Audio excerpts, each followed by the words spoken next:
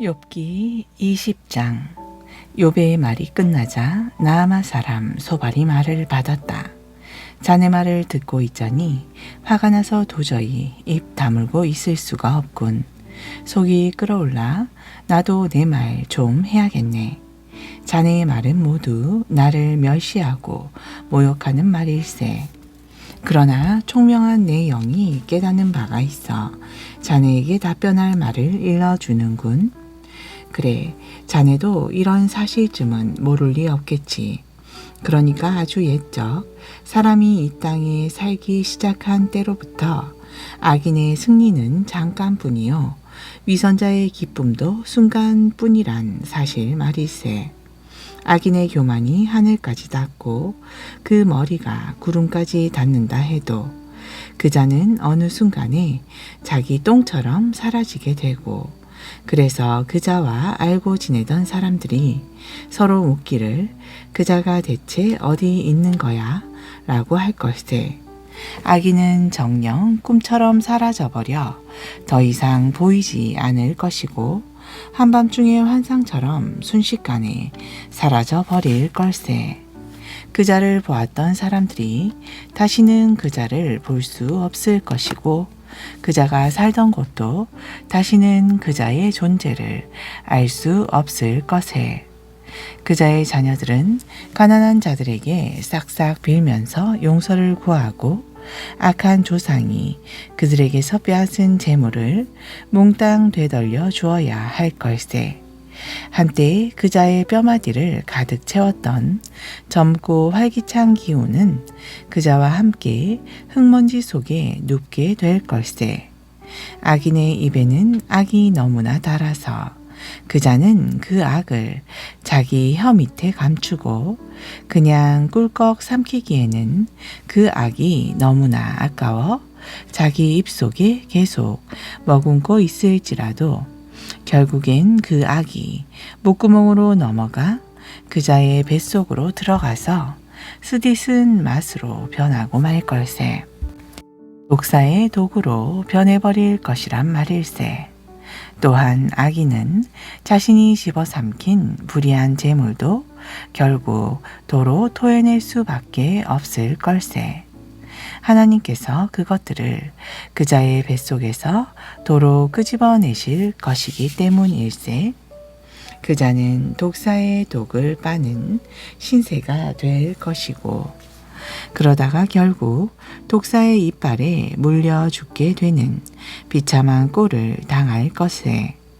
악인은 결코 흐르는 강물, 곧 적과 꿀이 흐르는 시내를 보지 못할 걸세. 그토록 애써 얻은 것도 자신이 마음대로 먹지 못하고 되돌려 보내야 할 것이고, 장사를 해서 남은 이익도 자신이 마음대로 누리지 못할 걸세. 왜 그런 줄 아는가? 그자가 가난한 자들을 짓누르고 못살게 굴었기 때문이지. 자기가 짓지도 않은 집을 강제로 빼앗았기 때문일세. 악인은 아무리 갖고 또 가져도 도무지 만족할 줄을 모르지. 탐욕이 끝이 없다네. 무엇이든지 남기지 않고 닥치는 대로 집어삼키니 악인의 번영이 오래 갈 리가 없지 않은가. 좋구나 하면서 흥청망청 누리고 있을 그때에 재앙이 순식간에 그자를 덮칠 것이고 온갖 불행이 해일처럼 밀어 닥칠 걸세. 악인이 마음껏 자기 배를 채우려 할 때에 하나님께서는 그자에게 맹렬한 분노를 발하셔서 온갖 재앙을 폭우처럼 거침없이 쏟아 부으실 걸세. 그자가 철 무기를 피하여 어디론가 도망치면 어디선가 청동 화살이 날아와 그자를 꿰뚫어 버릴 걸세. 그러면 악인은 자기 몸을 뚫고 나온 화살을 빼내겠지만 그자의 쓸개를 관통해버린 번쩍거리는 화살촉 때문에 겁에 질려 쩔쩔쩔 맬 걸세. 그자가 평생 모은 재물은 칠흑 같은 어둠에 휩싸여 도대체 어디에 있는지조차 모르게 될 것이고 일찍이 본 적이 없는 무시무시한 불길이 그자를 한 입에 삼킬 것이며 또한 그 불길이 계속 타올라 그자의 장막 안에 남아있는 모든 것을 모조리 태워버릴 걸세. 그때의 하늘이 그자의 죄를 밝히 드러낼 것이고 땅이 그자를 거슬러 들고 일어날 걸세. 하나님께서 악인에게 분노하시는 날 그자가 가진 모든 재산은 거센 바람에 산산이 흩어질 것이고 홍수에 쓸려가듯 다 떠내려 가버릴 걸세. 보게나 욥, 바로 이러한 것이 악한 자가 하나님께 마땅히 받을 몫이고 하나님께서 악한 자에게 반드시 물려줄 유산이라네.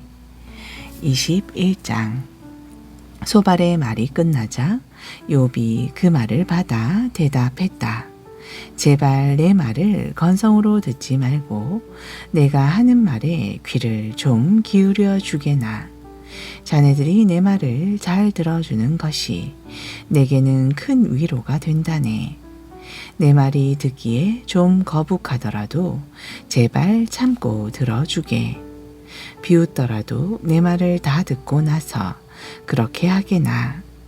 내가 불평을 늘어놓는 것이 어디 사람더러 들으라고 하는 소리이던가. 아닐세 하나님께 내 억울함을 토로하고 있으니 어찌 내가 초조하고 답답하지 않겠는가. 내 꼬락서니를 한번 쳐다들 보게.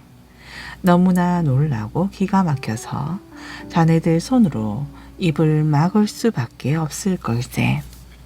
지금껏 내게 일어난 일을 생각만 해도 내 온몸이 벌벌 떨리고 소름이 끼쳐 도무지 주체할 수 없을 지경이라네. 자, 둘러보게나. 어째서 악인들이 잘들 살아가느냐. 그런 모습을 보면 참으로 기가 막힌다네. 악인들이 늙도록 살면서 갈수록 권세를 더 부리니 정녕 알 수 없는 노릇일세. 보게나 악인들이 아들, 딸 잘 낳고 손자, 손녀의 재롱까지 보면서 그 자손들이 커가는 모습을 흐뭇한 눈으로 바라보며 살아가고 있지 않는가. 게다가 그들의 가정에는 도무지 걱정거리가 보이지도 않더군.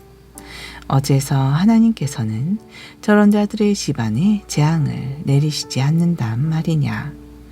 그 자들의 황소는 얼마나 튼튼한지 늘 암소를 새끼 베게 하고 암소도 때가 되면 어김없이 새끼를 쑥쑥 낳더군.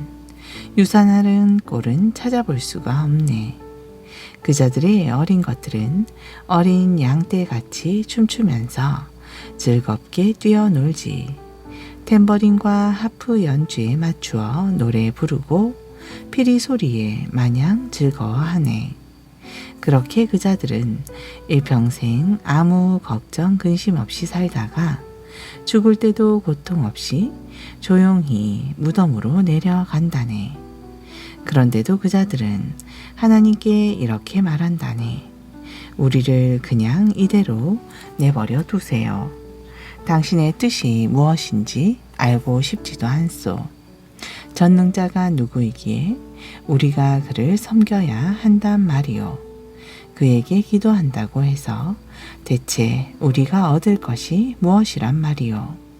하지만 그 자들이 누리는 복과 번영은 결코 그들 스스로의 힘으로 일군 것이 아니네.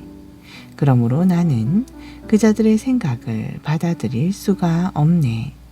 하지만 악한 자들의 등불이 꺼지는 일이 얼마나 자주 있었던가. 그 자들에게 재앙이 닥치는 것을 몇 번이나 보았던가. 하나님께서 그 자들에게 분노하셔서 그 자들을 공경에 빠뜨린 것을 몇 번이나 보았던가.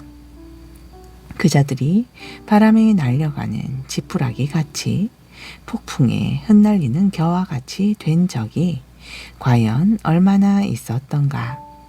자네들은 말하길 하나님께서 그자들의 죄악을 쌓아두셨다가 그자들의 자손들에게 벌을 내리신다 라고 하시만 그런 말 하지 말게. 그자 자신이 벌을 받아야 자기 죄악을 깨달을 것이 아닌가. 악을 저지른 그자 스스로가 자기 망하는 꼴을 제 눈으로 똑똑히 보아야 할 것이 아닌가. 전능하신 분이 내리는 진노의 잔은 그자 자신이 받아 마셔야 하지 않겠는가. 그자가 형통하게 살 만큼 다 살고 죽게 되면 그 후에 자기 집안이 어떻게 돌아가든 대체 무슨 상관이란 말인가. 하나님께서는 아무리 높은 위치에 있는 사람이라도 심판하시는 분이거늘 사람이 어찌 감히 그분께 지식을 가르칠 수 있겠는가. 어떤 사람은 죽는 그 순간까지도 기운이 팔팔하다가 죽을 때에도 행복하고 편안하게 삶을 마감한다네. 그 사람의 백가죽에는 기름기가 번지르르 돌고 그의 뼛속에는 미끈거리는 골수가 가득 차 있다네. 그런가 하면 어떤 사람은 일평생 도무지 행복이라는 걸 맛보지 못한 채 고통스럽게 살다가 죽을 때에도 고통 가운데 삶을 마감한다네. 이러거나 저러거나 결국엔 둘 다 죽어 흙 속에 눕게 될 것이고 그러면 하나같이 구더기가 그들의 몸을 뒤덮고 말겠지. 나는 자네들이 무슨 생각을 하는지 잘 알고 있다네.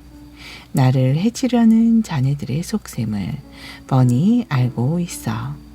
자네들은 말하기를 그 세도가의 집이 어디에 있느냐? 그 악한 자들의 집이 어디에 있느냐 하는데 자네들은 세상을 두루 여행하는 사람들에게 물어보지도 않았는가? 그들이 전해주는 이야기를 듣지도 않았는가? 그들이 어찌 이렇게 말하지 않던가? 곧 하나님께서 분노하셔서 재앙을 내리시는 날에도 언제나 마지막까지 살아남는 사람은 악한 자들이다 하고 말하지 않던가? 또 그 악한 자들을 그들의 면전에서 꾸짖는 이도 없고 그 악한 자들이 행한 대로 갚아줄 이도 없다 하고 말하지 않던가. 그렇다네. 그 악한 자가 죽어 무덤으로 들어갈 때에도 곧 그 무덤을 잘 보살펴줄 관리인이 있는 화려한 무덤으로 내려갈 때에도 그 악한 자의 장례 행렬에는 수많은 조객들이 행렬을 지어 그자의 관을 뒤따라가고 심지어 골짜기의 흙마저도 그자의 몸을 부드럽게 덮어준다네. 그런데도 자네들은 모든 악인의 번영은 잠깐뿐이고 그들은 생각하지도 못하고 알지도 못하는 사이에 갑자기 멸망한다 하면서 그렇게 말도 안 되는 빈말로 나를 위로하려 드는군. 그러니 자네들이 내게 하는 말은 온통 거짓말뿐이라네. 22장. 그때 대만 사람 엘리바스가 욥에게 말했다.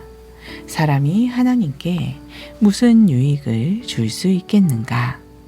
제 아무리 슬기로운 사람이라도 도대체 하나님께 무슨 도움을 줄 수 있겠느냐 말일세. 자네가 설령 의롭다 할지라도 전능하신 그분께 무슨 기쁨이 되겠는가? 자네가 설령 흠없는 삶을 산다 한들 그분께서 자네에게 얻을 것이 무엇이겠는가? 하나님께서 자네를 꾸짖으시고 또 이렇게 자네를 고난 가운데 빠뜨리신 것이 자네가 경건하게 살았기 때문이라는 말인가? 말도 안 되는 소리네. 도리어 자네의 죄가 너무나 크기 때문이 아닌가? 자네의 악이 극에 달했기 때문이 아니겠는가? 혹 자네는 아무런 이유도 없이 형제의 재산을 빼앗고 그들의 옷을 빼앗아 그들을 벌거벗게 하지는 않았는가? 혹 목마른 사람에게 물 한 모금조차 주지 않고 굶주린 사람에게 빵 한 조각조차 준 적이 없지 않는가? 혹 권세를 이용하여 땅을 차지하고 거들먹거리면서 살아오지 않았는가? 혹 가련한 과부들이 찾아와도 빈손으로 돌려보내고 불쌍한 고아들의 팔을 비틀어 착취하지는 않았는가? 분명 그러했을 것이네. 그러했기에 지금 자네가 온갖 올무와 함정이 빠져들고 자네에게 갑작스런 재앙의 공포가 덮쳤다고 볼 수밖에 없네. 그러했기에 자네가 앞을 볼 수 없을 정도로 큰 어둠이 자네를 덮치고 거대한 홍수가 밀어 닥쳐 자네를 뒤덮어 버린 걸세. 저 하늘 높은 곳에는 하나님께서 계시지 않는가? 아득히 높은 곳에 떠 있는 저 별들도 하나님께서 다 내려다보고 계시지 않는가? 그런데도 자네는 말하기를 하나님께서 어떻게 아신단 말인가? 하나님께서는 캄캄한 어둠 가운데 계시면서 어떻게 우리를 심판하신단 말인가? 그분께서는 빽빽하고 짙은 구름에 둘러싸여 이 땅 위에 있는 우리를 보실 수 없고 다만 저 높은 하늘에서만 여기저기 두루 돌아다니실 뿐이겠지 하는구나. 자네는 아직도 악한 자들이 걸어간 해묵은 옛길을 계속 고집할 셈인가? 악인들은 때가 이르기도 전에 모두 그 목숨이 끊어졌고 그들의 터전은 홍수에 모조리 휩쓸려 가고 말았네. 그들은 하나님께 이렇게 말했지. 우리를 그냥 내버려 두시오. 전능하신 분이 우리에게 무얼 해주실 수 있단 말이오. 세상의 온갖 것들로 그들의 집을 가득 채워주신 분이 바로 하나님이신데도 악한 자들이 그런 말을 짓거리다니 나로서는 그 자들을 도무지 이해할 수가 없네. 그런 악한 자들이 징벌을 당할 때 의로운 자들은 그들의 멸망을 보고 기뻐하고 죄 없는 사람들은 그들을 비웃으며 말하기를 과연 우리의 원수들이 여지없이 꼬꾸라졌고 그 자들의 재산이 모두 불에 타서 사라졌구나 할 것이네. 그러니 욥 얼른 죄를 회개하고 하나님과 화해하도록 하세. 하나님을 원수로 여기지 말고 하나님과 잘 좀 지내보게. 그러면 자네에게 다시 복이 찾아올 걸세. 제발 부탁하건대 하나님께서 친히 말씀해 주신 가르침을 잘 받아들이고 그분의 말씀을 자네의 마음속에 깊이 새기도록 하게나. 자네가 자네 집안에서 악을 멀리 몰아내고 겸손히 하나님께로 돌이키면 모든 것이 다시 회복될 걸세. 자네의 금괴를 먼지 구덩이에 아낌없이 다 던져버리고 오빌의 황금 또한 계곡의 자갈들 위에 미련 없이 다 던져버리게. 그리하면 전능하신 분이 자네의 값진 보물이 되어줄 것이고 자네에게 소중한 은이 되어줄 것이세. 그래 그제서야 비로소 자네는 전능하신 분 안에서 기쁨을 찾을 수 있을 것이고 하나님을 향해 자네의 얼굴을 들 수 있을 것일세. 또 자네가 기도하면 하나님께서 귀 기울여 들어주실 것이고 자네가 하나님께 서원한 것도 다 지킬 수 있을 것이네. 뿐이던가 자네가 하는 일마다 모두 잘 될 것이고 자네의 앞길에 환한 빛이 비칠 것이네. 비록 지금은 자네가 낮아져서 굴욕을 당하고 있을지라도 자네를 다시 높여줄 분이 있다는 사실을 기억하게. 하나님께서는 겸손한 자를 반드시 구원하신다네. 그러니 자네가 겸손한 자세로 회개하고 깨끗하게 되면 하나님께서는 자네를 통해 죄인들까지도 구원해 주실 것이네. 23장. 엘리바스의 말이 끝나자 욥이 대답했다. 나는 오늘도 이렇게 처절하게 탄식하며 쓰디쓴 불평을 늘어놓을 수밖에 없네. 나의 괴로운 신음소리에도 아랑곳 없이 그분께서는 여전히 나를 짓누르고 계시는구나. 아, 어디로 가야 그분을 찾을 수 있을지 알 수만 있다면, 그분께서 계시는 거처로 당장이라도 찾아갈 수만 있다면, 제발 그럴 수만 있다면 그분 앞에서 내 억울한 사정을 낱낱이 아뢰 수 있을 텐데, 내가 옳다는 것을 빠짐없이 말씀드릴 수 있을 텐데, 그렇게 되면 나는 그분께서 내게 대답하시는 말씀을 듣고 그 말씀을 깨달을 수 있을 텐데, 그토록 엄청난 권능을 지니고 계신 분이 설마 나와 다투실까? 그렇지 않을 거야. 분명 그분께서는 내가 하는 말을 자세히 들어주실 거야. 그때 나는 하나님 앞에서 내 사정을 떳떳하게 말씀드릴 수 있을 것이고, 그러면 하나님께서는 나에게 아무런 잘못이 없다고 인정해 주실 텐데, 그러나 그분을 도무지 찾을 수가 없구나. 앞으로 가도 그분이 보이지 않고 뒤로 가도 그분을 찾을 수가 없구나. 그분께서 내 원편에서 일하고 계실 때에도 나는 그분을 찾을 수 없고, 그분께서 내 오른편으로 돌이키실 때에도 나는 그분을 찾을 수가 없구나. 그러나 정녕 그분께서는 내가 가는 길을 다 아실 터이니, 그분께서 나를 한번 시험해 보시면 내가 정금같이 흠 없다는 것을 아실 수 있으련만.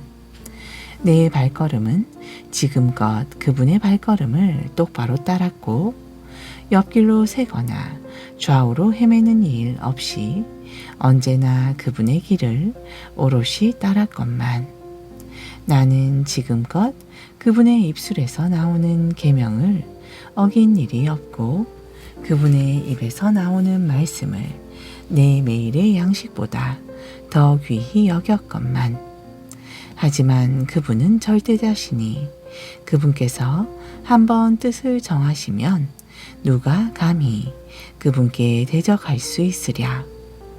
그분께서 하시고자 계획하시는 일은 누가 감히 막을 수 있으랴. 그러므로 그분께서는 내게 하시려고 마음 먹으신 일도 꼭 해내시고야 말 것인데, 아직도 그분께는 나를 두고 세우신 계획이 산더미처럼 많을 걸세. 그래서 내가 이토록 아프고 괴롭다네. 그걸 생각하면 내 마음이 덜덜 떨리고 그분 앞에서 정말 두렵다네. 하나님께서 이렇듯 숨막히게 나를 몰아치셨고, 전능하신 그분께서 나를 겁주어 덜덜 떨게 하셨기 때문이라네. 그럴지라도 어찌된 일인지 그분께서는 내 목숨을 끊어 어둠의 세계인 무덤으로 끌고 가지 않고, 또한 내 얼굴을 그런 흑암으로 덮지 않고 계신다네. 아멘. 신약전서 사도행전 9장. 한편 사울은 주님의 제자들을 모조리 잡아 죽이겠다는 기세로 여전히 살기등등했다. 그는 대제사장을 찾아가서 요구하기를 다메섹으로 내려가서 그 도를 따르는 사람들을 보기만 하면 남녀를 가리지 않고 모조리 예루살렘으로 붙잡아 올 테니 다메섹에 있는 여러 회당들에 보내는 공문을 써달라고 하였다.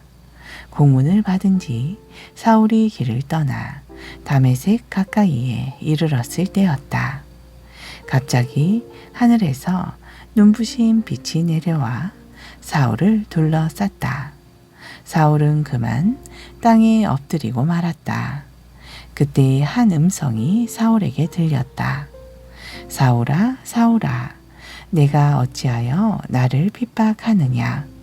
사울이 물었다. 당신은 누구십니까? 그러자 대답이 들려왔다.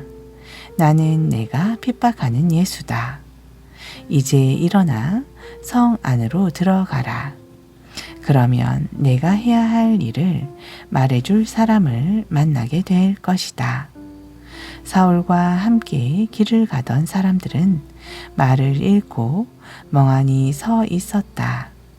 그들에게는 단지 소리만 들렸을 뿐 아무것도 보이지 않았다. 사울은 땅에서 일어나 눈을 뗐지만 아무것도 보이지 않았다. 그는 일행의 손에 이끌려 다메섹 성 안으로 들어갔다.